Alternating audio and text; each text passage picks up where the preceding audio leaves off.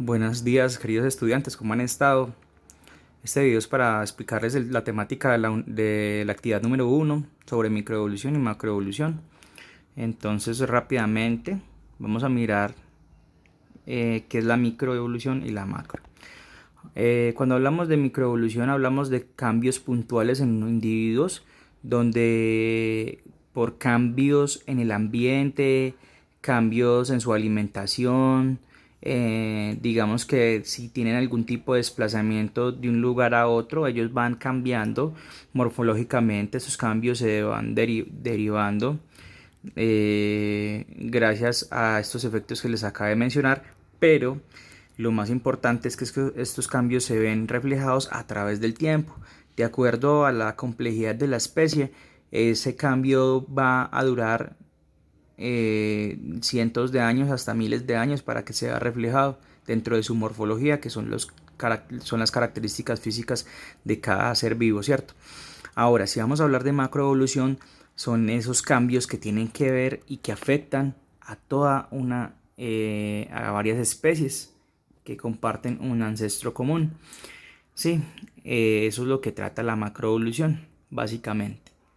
Ahora bien, si vamos a mirar entonces cuáles son los cambios puntuales en la microevolución, entonces miremos que a partir en este ejemplo de dos individuos, en este caso una especie de escarabajo, miren que tienen digamos que una similaridad a través de sus genes, porque de allí es donde se derivan esos cambios que les dije. Hay también, digamos que situaciones puntuales. En este caso estamos hablando de una mutación que es un cambio dentro del genoma, que eso hace que haya una variabilidad.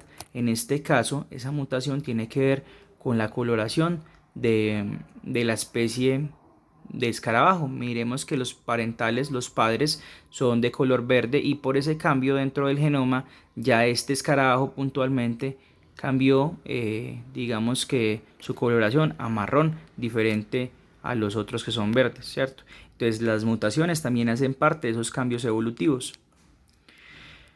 Otro de estos cambios que digamos que son unas presiones que se llaman selección natural, presiones evolutivas que ayudan a que, como les comentaba, situaciones puntuales que hacen que una especie, digamos que se vea forzada a cambiar sus rasgos morfológicos. En este caso vamos a ver un caso típico de cómo las especies de jirafas, ¿sí? Eh, Inicialmente las que no tenían ese cuello tan largo, entonces miren que no podían alcanzar las ramas de los árboles que tenían ramas muy largas, entonces estos, miren que por no alimentarse van a morir, ¿cierto? Y se va a seleccionar aquellas que se puedan adaptar al ambiente. ¿Cuáles son aquellas? Las que tengan el cuello más largo, de las cuales ellas puedan tomar esta alimentación y puedan sobrevivir. Dentro de eso lo llamamos en la biología como la adaptación biológica, y es ese proceso que necesitan para poderse reproducirse, para poder sobrevivir, obviamente, de los cuales ellos también se puedan alimentar, y todo esto hace parte de la sobrevivencia de las especies, ¿sí? Entonces tenemos, por ejemplo, muchas especies que utilizan también dentro de su supervivencia, digamos que el camuflaje. Miren, tenemos especies que utilizan y tienen dentro de su morfología adaptaciones y cambios dentro de ellas para poder ser depredadores, es decir, para poder ellos cazar a otros organismos y poderse alimentar, ¿sí? Y a su vez también para poderse mimetizar dentro de digamos que dentro de su nicho ecológico, para poder también no ser cazados, porque recordemos que sobrevive el más fuerte siempre. Ahora, dentro de las especies siempre van a haber otros que digamos que se van a alimentar de otras especies, ¿cierto? Entonces, como mecanismo de defensa, utilizan esto que es el camuflaje para poder ocultarse dentro de su ambiente y así poder sobrevivir y poderse reproducir, digamos que con mayor facilidad.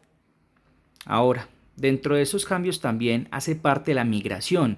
La migración es muy importante porque la migración hace que una especie tenga variabilidad genética. ¿Y qué quiere decir eso? Que por ejemplo, les voy a dar el ejemplo típico que yo doy en este caso y lo podemos ver con el COVID en este momento. Cuando siempre llega una enfermedad nueva a digamos que a los seres humanos, una enfermedad nueva conlleva a que muchas personas, ¿sí? Que varias personas tengamos, digamos, una predisposición para un virus en específico, como el COVID, ¿sí? Mis maravillosos dibujos. Supongamos que este es el COVID, listo, el virus del COVID. Entonces, resulta que cuando llega un nuevo organismo, va a haber a organismos, obviamente, que los va a atacar, pero hay algunos organismos que o nos va a dar tan duro que nos podría enfermar, hay otros que digamos que los puede enfermar, pero pueden salir de la enfermedad, y hay otros organismos, otros seres que llega este virus y no les pasa nada, ¿sí? Que están tranquilos y esos son los llamados asintomáticos. Gracias a la variabilidad genética que tenemos los seres vivos, esto sucede. Si no hubiese variabilidad genética, todos y a cada uno de ellos estaríamos muriéndonos poco a poco de esta enfermedad. Pero gracias a eso, miren que a muchos, ustedes se preguntan, pero ¿por qué a unos sí, a otros no? Es explicado por esto, por la variabilidad genética. Entonces eso es muy importante. En cuanto a la migración, esa migración hace que las especies tengan esa variabilidad genética y miren, por ejemplo, como nos muestra aquí en la figura, voy a ver si la puedo, digamos que traer un poquito más para acá. Vamos a ampliarla un poquitico. Entonces esa variabilidad genética, miren que inicialmente especies que eran, en este caso, de escarabajos que eran de color verde, miren que cuando migran otras especies que tienen genes característicos de otros colores, hacen que ya en una población nueva se inserten estos genes y así da como resultado genes de color marrón y por ende se da esa característica física del color. Ahora, recordándoles que la variabilidad genética es muy importante. Ahora, dentro de los que les contaba ahorita anteriormente, tenemos las mutaciones. Las mutaciones son cambios que ocurren en los genes, ¿sí? Y que se ven reflejados en el genotipo. El genotipo quiere decir cambios puntuales en los genes y que por ende se ven reflejadas en el fenotipo, que en este caso el fenotipo son cambios que son características observables dentro de los seres vivos. Por ejemplo, como el color de los ojos, como por ejemplo el cabello, si es liso, si es crespo, ¿sí? Ese tipo de características físicas son las que se le denominan como fenotipo, y genotipo hacen parte a lo que netamente se ve en los genes. Ahora, las mutaciones son beneficiosas dentro de los seres vivos porque hay variabilidad. Sin embargo, hay otro tipo de mutaciones que digamos que son dañinas, porque cambian rasgos que son fundamentales para ciertas características dentro de las funciones del ser humano, y no solamente del ser humano, sino de los seres vivos como tal. Entre ellas, por ejemplo, las personas que son intolerables a la lactosa, porque poseen un gen que no sintetiza para esa proteína que ayuda a desdoblar la lactosa y que nosotros la podamos asimilar más fácilmente, como por ejemplo. Bueno, relacionado con la actividad. Entonces, en la actividad 1, ¿qué vamos a hacer? Tenemos entonces, la primera dice, las fichas que se muestran a continuación ilustran una población de lagartijas anoles observadas en un tiempo determinado. Llena las fichas y responda a las siguientes preguntas. Entonces, tenemos primero que observar. Tenemos unas lagartijas que inicialmente se encuentran, o sea, son dos poblaciones diferentes. Una de lagartijas que se encuentran en el suelo y otro tipo de lagartijas que ustedes van a ver y que estas lagartijas se encuentran dentro de las ramas de los árboles, ¿sí?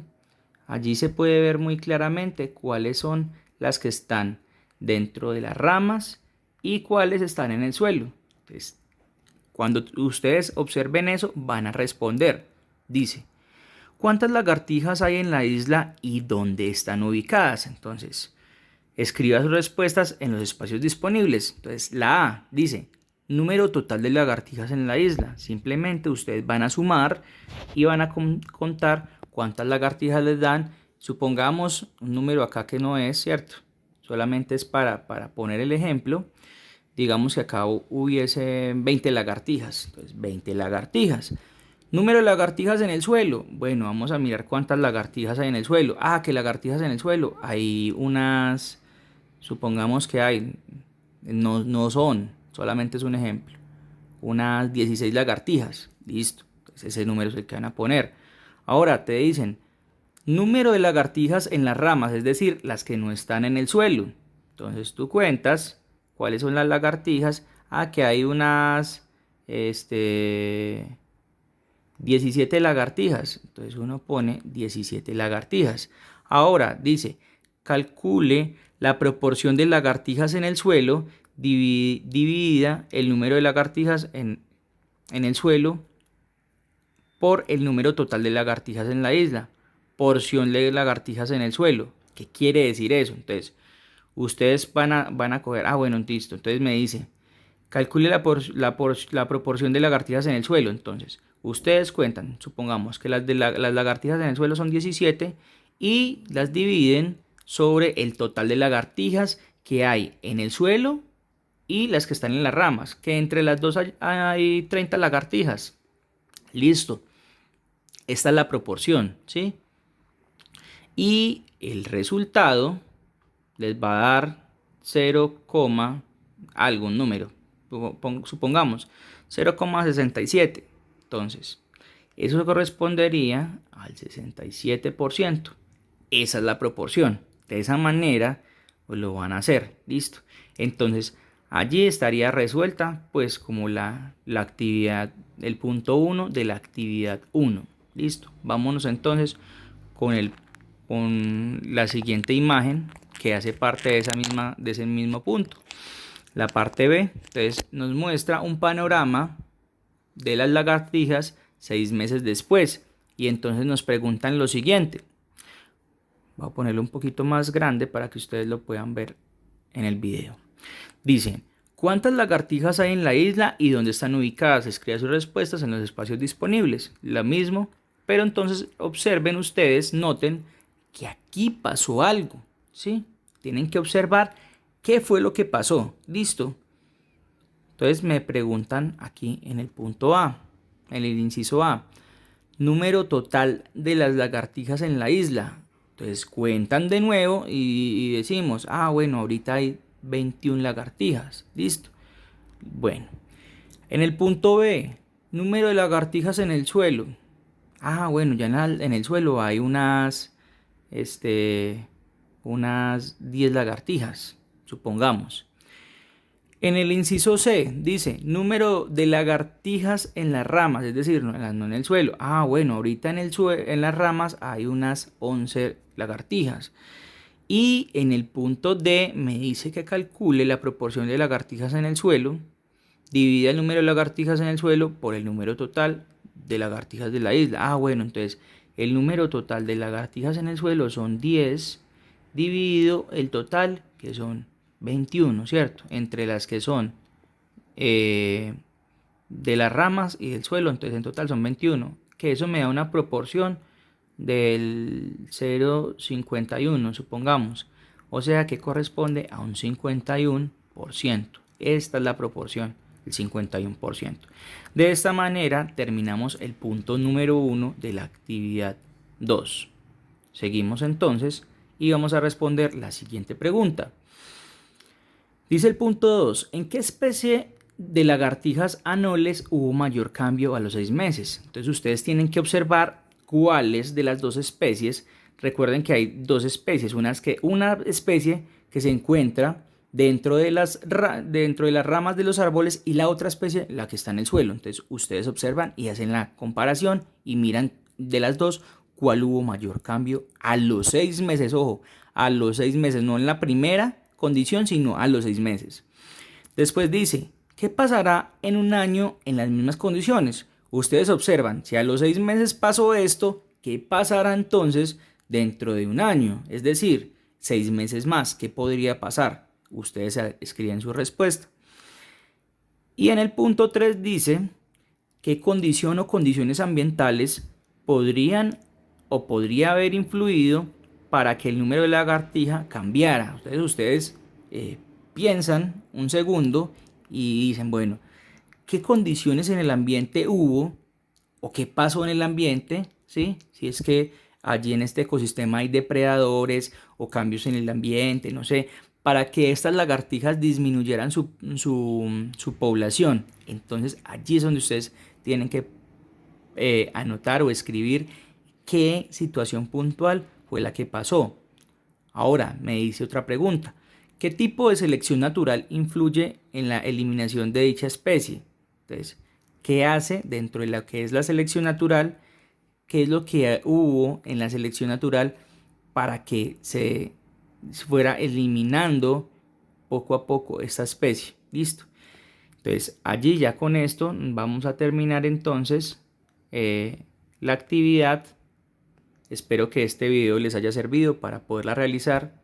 Cualquier inquietud me pueden escribir por el grupo o por el interno. Que tengan un feliz y bendecido día. Muchas gracias.